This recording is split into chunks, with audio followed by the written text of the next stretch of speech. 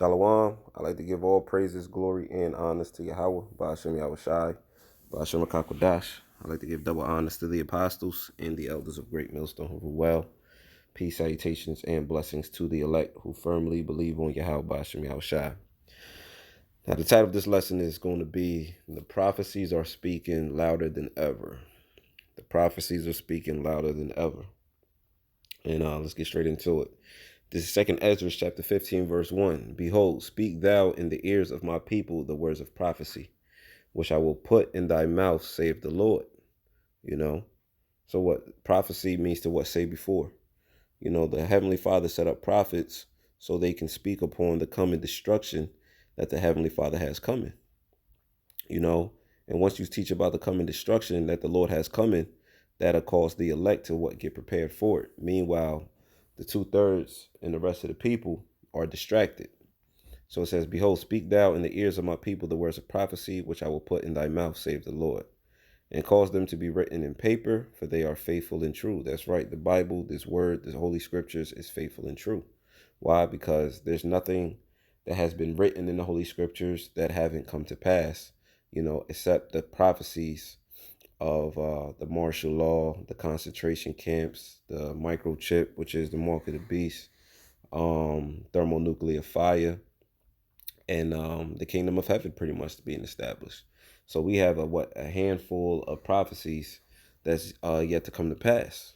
The brother War in the camp that I'm in, he just did a video on how you can pay for groceries with the wave of a hand.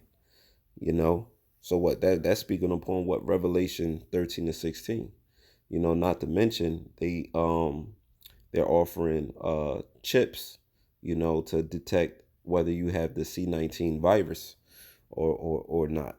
So what these are prophecies that's coming to pass at a more rapid pace. The war drums is out there still beating. Martial law, uprisings of the people is happening on a global scale. So what this in itself proves that the Bible, the Holy Scriptures, is faithful and true. It says, fear not the imaginations against thee. Let not the incredulity of them trouble thee that speak against thee. That's right, because the elites have an imagination against us. 2/3 have an imagination against us. And these other nations have an imagination against us. But their imagination is all set in vain. The imaginations are all set in vain. It's not going to come to pass. The scriptures say, let them be taken in the devices that they have imagined. So whatever, malice or misfortune that these people intend to imagine against the elect is just going to happen unto them. The Heavenly Father has to sign off on whatever your imagination is, right? And that's what they fail to realize. And we are the apple of the Lord's eye. So that tells you a lot as well. Because the incredulity, why would we let the disbelief or the non-faith of a peon to trouble us when we know we are God's chosen? It says, for all the unfaithful shall die in their unfaithfulness. And this is music, So that's why we know anyone who don't believe in the truth in which we speak here at Great Millstone, they're going to die. If they of Israel, they'll get it right in the kingdom. If they're of the nations, they'll have shackles in the kingdom. Simple. It says, behold, saith the Lord, I will bring plagues upon the world, the sword, famine, death, and destruction. For wickedness have exceedingly polluted the whole earth, and their hurtful works are fulfilled. Therefore, saith the Lord, I will hold my tongue no more as touching their wickedness, which they profanely commit, neither will I suffer them in those things which they wickedly exercise themselves. So our people love to perform iniquity as sin unto sin. Behold, the innocent and righteous blood crieth unto me, and the souls of the just complain continually. And those are the Israelites in the spiritual world, because now they're in their right mind, and guess what's happening? They're complaining to the Lord. Just like when Abel, pretty much crossed over, so to speak, he was crying unto the Lord, and I believe what's that, Genesis, if I'm not mistaken, the 4th chapter, so the time has come to where salvation is nearer than when we believe, man, and we gotta be excited about these times, because as each prophecy comes to pass, the closer we're getting to our kingdom, right? And the Lord, and that's how you're able to discern who the prophets are, based upon the truth in what they speak, the doctrine of what they speak, what they're actually saying, right? What did the Lord say about the prophets of old? This is Jeremiah chapter 28, verse 8. The prophets that have been before me and before thee of old prophesied both against many countries, which is what? You know, um,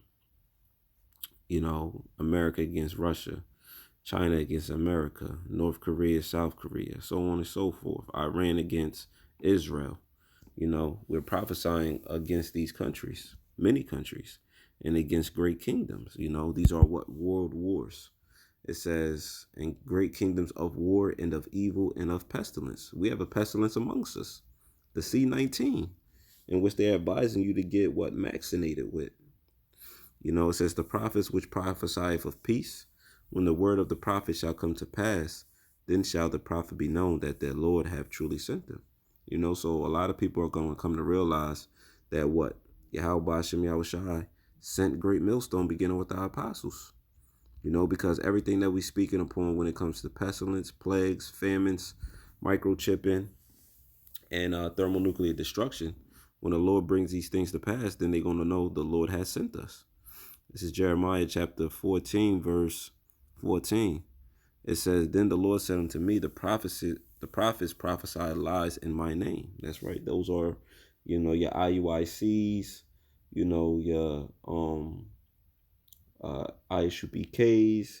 You got guys out there talking about the book of Enoch. These are lies. It says, I sent them not, neither have I commanded them, neither spake unto them. They prophesy unto you a false vision and divination, and a thing of naught in the deceit of their heart.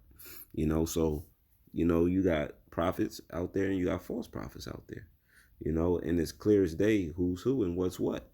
And the only way you are going to be able to discern it is if you read the Holy Scriptures for yourself and then pay attention to the men out there who's bringing out this word, who's bringing out this truth, because you got guys out there who call themselves prophets prophesying for their own belly, So therefore thus saith the Lord concerning the prophets that prophesy in my name, and I sent them not, yet they say, sword and famine shall not be in this land.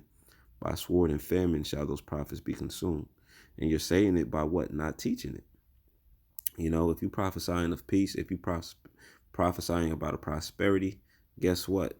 You're going to be consumed by the same woes in which the Heavenly Father told you to teach that you're not teaching. It says, and the people to whom they prophesy shall be cast out in the streets of Jerusalem because of the famine and the sword, and they shall have none to bury them, their wives, nor their sons, nor their daughters, for I will pour their wickedness upon them.